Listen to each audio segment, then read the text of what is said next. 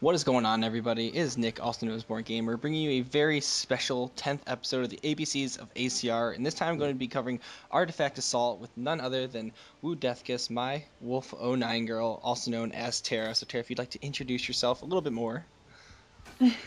Hey guys, my name is WHU Jeskis, or like Nick said, my name is Tara, and I'm somewhat experienced in the AA game mode, and he brought me in to kind of explain some basic types of abilities and strategies to use Yeah, to be a good because AA I just player.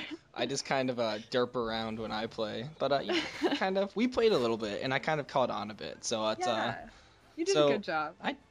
I did a very good job. Thank you very much. And actually, just in reference to the gameplay, I started kind of on defense and then worked my way towards offense. So that's kind of exciting. Hopefully, it'll flow in the commentary. So first things first, I just kind of want you to describe what is artifact assault, because I don't even know if I know for sure. So. Uh, Come on, you have to know. But What? artifact assault is basically capture a flag. Your objective is to capture the other team's artifact and bring it back to your base. You know how the Animus lady says in the front, bring the artifact back to your base, and whoever has the most artifacts at the end of the game wins. That's yeah, it's essentially capture a flag with an Assassin's Creed spin on it. So it's kind of a transition from the normal. But is there anything like crazy about the gameplay that might throw some people off? I'm kind of thinking about the division of offense and defense on the map. Well, besides the fact that you're actually killing people, Yeah. punching them in the face, I guess that would be the difference. I can't really think of anything else. Or teleport. That Teleport's would, pretty big. We'll get to abilities in a little bit here. yeah.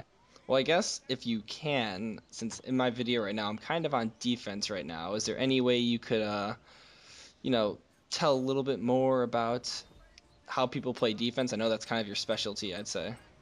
Yeah, I'm definitely a defensive player.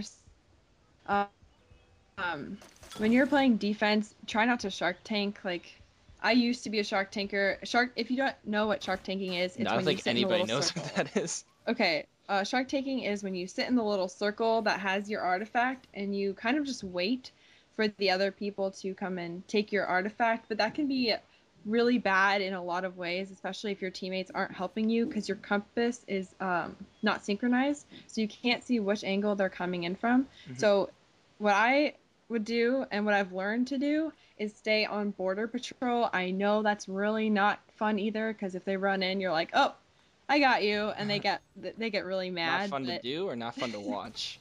it's not. I don't know. I think it's fun to watch. I like killing. I just be like sitting there and I'm like, "Hey, what's up? I'm gonna kill you now." But it pisses the other team off. Yeah, I you know get that. so many more points than I did because you would play a bit more defense and I would just run around.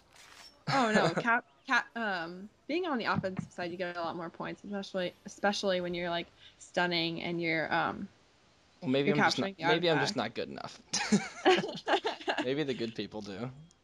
I think you're pretty good, so nothing to complain I mean, I about. know I'm good. I'm just being modest, but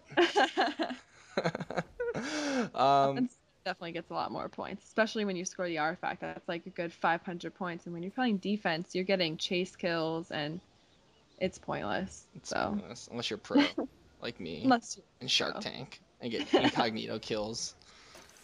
hidden bonuses. Hidden incognito focus kills and artifact assault are very rare to come by. But I average like four a game, so no big deal. Oh, Oh yeah, I'm just kidding. But okay. Well, we talked a little bit about defense. Is there anything else you want to add about defense? Because I know, like I said, that's kind of your specialty. nope, I've got nothing. Abilities. You didn't say much about what you Abilities. use. Oh, sorry. Okay, well, the basic what people normally use is tripwire. I mean, tripwire is awesome, but it can be a problem because what if they come in from a different direction and it's just really bad. So what I use in competitive as a competitive defender is teleport and knives. With the knives, you can slow down your target with the artifact, and teleport you can get ahead of them. And you can So stop them if they're teleporting with knives. exactly, I there you think that go. popped up in my loading screen at one point, so I'm not gonna say I'm like pro at using that You ability, got but you I have to know time it just right. If you get it exactly. too late, then they're gone. You're effed, Yeah. more or less. I mean, if you don't have knives, then and you don't have teleport, you need to run. You need to run as fast as you can to the other side to wait for them. I mean, that's what I do. I use mutant smoke bomb regardless because I'm just I don't know. I believe I'm decent at it, but I mean that's kind of my go-to. I like to use mute as a I'm not gonna. I say like offensive. But I use it to the point where I'm not trying to stun somebody. I'm like I know somebody's above me and trying to roof me and mashing the X button, so I just like mute them so that because mute goes vertically. A lot of people don't know that. In Brotherhood, it used to only be on whatever 2D plane you're on, but it kind of does like a 3D. I'm gonna call it like a cylinder effect in Revelation, so that's kind of fun. So something good to know is that you can stop roofers with mute, which was my go-to strategy, I guess. Oh, great. Now you're helping everybody, so then I won't be able to like kill him. Thanks, Nick. Oh, Thanks. well, Thanks. can't Oh touch well, that. this whole thing is kind of like giving away everything, which is Well, I mean, bad. it's episode 10. That's what you got. I mean, it's only like September, so I think by now the cat's out of the bag. I'm pretty sure that. Yeah. Hopefully you guys have Let's figured just it hope out. that none of the other teams. But if you guys didn't realize, now she's on WHU, the abbreviation for which I'm not going to say out loud. Um, You but guys can look it up. yeah, you can look up what WHU stands for. But that's like a little competitive team. Do you guys just do Artifact Assault? We try to do manhunt, but our specialty is AA. That's cool. Yeah, actually, Manhunt just turns out into us.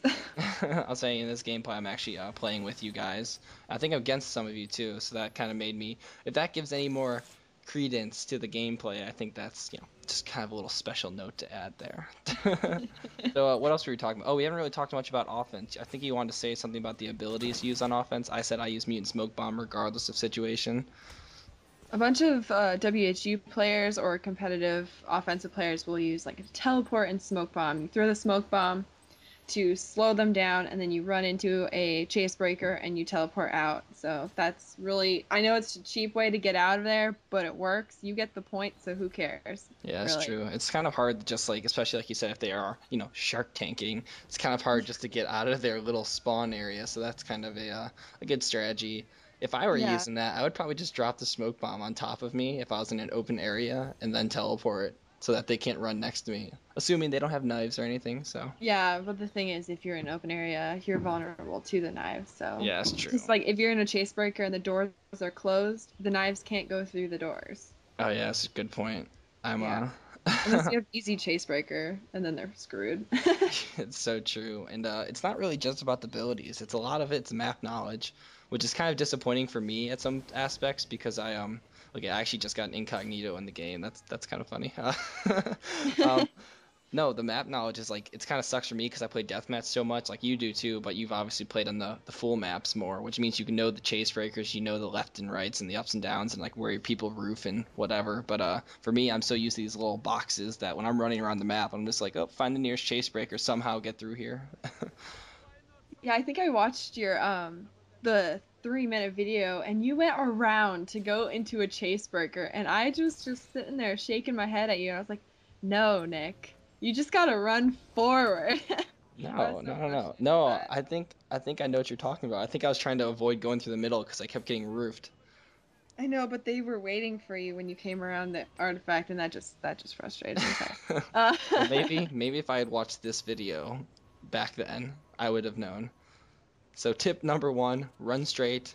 Tip number two, play on my team because I play for wins. So I thought that was kind of fun. Is there anything else you think we missed? Anything noteworthy? I know that, like you said, it's a very competitive scene. For you guys, it's obviously your main focus, but I don't know. Is this like the whole focus of the competitive, or I know Assassinate's the single player one you could say?